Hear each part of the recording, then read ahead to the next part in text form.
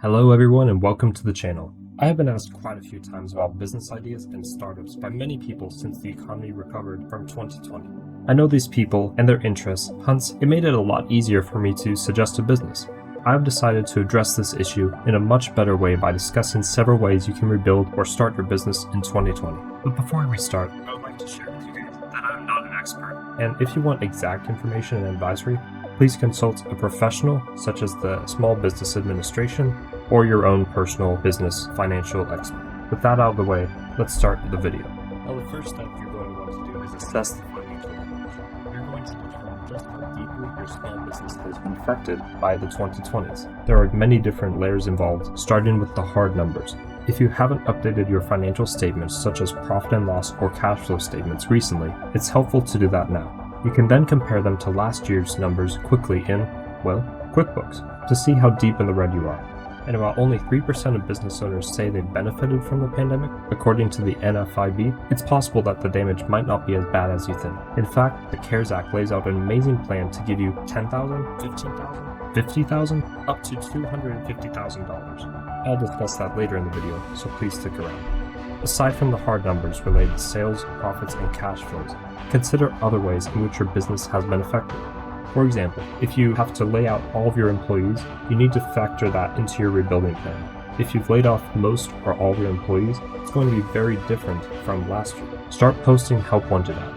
If you've cut your advertising and marketing budget down, or some of your customers have migrated towards competitors, then decide how to grow cheaply on social media or rebrand your shop as a public place for friends to see each other after almost a year, such as a Starbucks. Something like Starbucks, where friends can see each other, will definitely attract a lot of people that you might not normally get.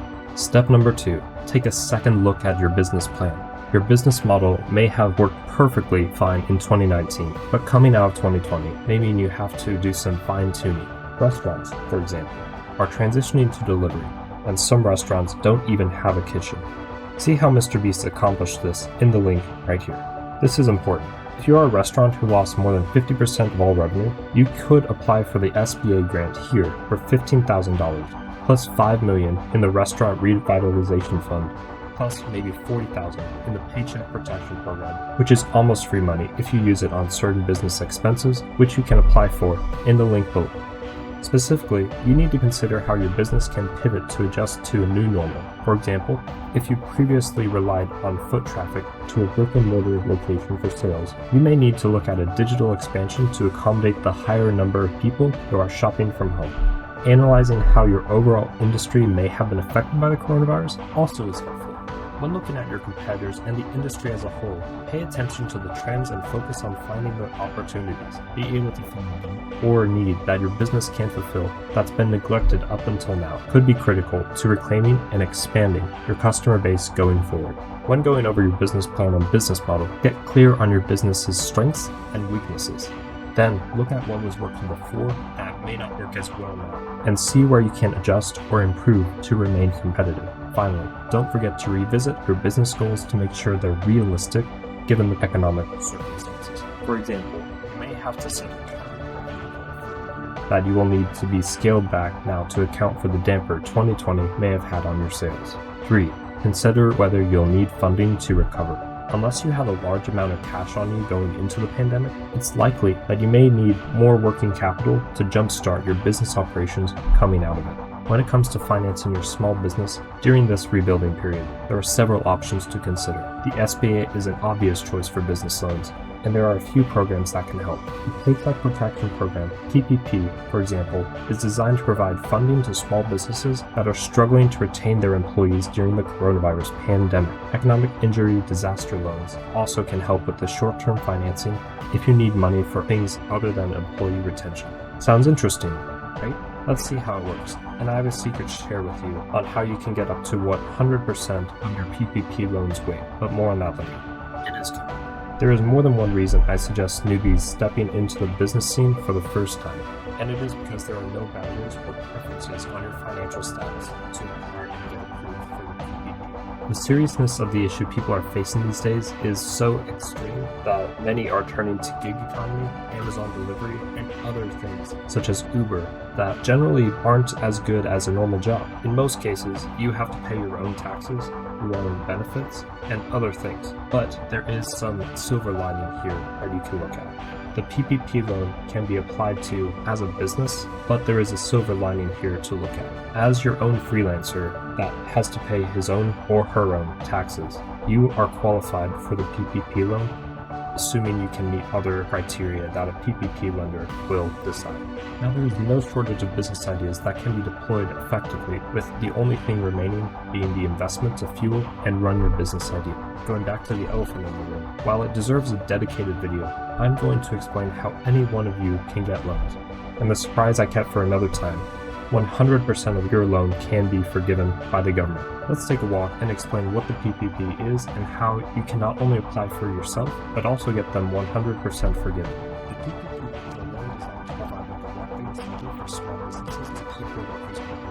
First draw PPP loans can be used to help fund payroll costs, including benefits, and may also be used to pay for mortgage interest, rent, utilities, worker protection costs related to what happened in 2020, and I'll get banned if I say it, uninsured property damages caused by looting or vandalism during 2020, and certain supplier costs and expenses for operations. Another heads up though, the program will end on May 31st, 2021. These loans have an extremely low interest rate of just 1%.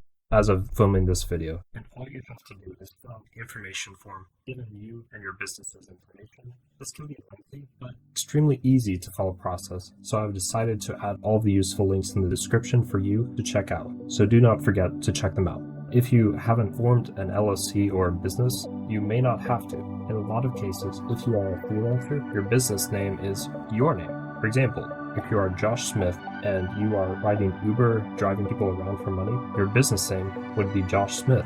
And as a sole proprietor, you would be the Josh Smith Uber worker, and you would also be a company. You could apply as the company, the sole proprietorship for the PPP loans, and use your own email, phone number to fill out the form. Make sure to read the form first. After you got the loan, you can apply for forgiveness at any time up to the maturity date of the loan. If borrowers do not apply for forgiveness within 10 months after the last day of the covered period, then PPP loan payments are no longer deferred, and borrowers will begin making loan payments to their PPP lender. However, considering all the different options to get your PPP loan forgiven, it is pretty easy to get it forgiven, and if you do it right, you will not be making those payments. But make sure to talk with the lender.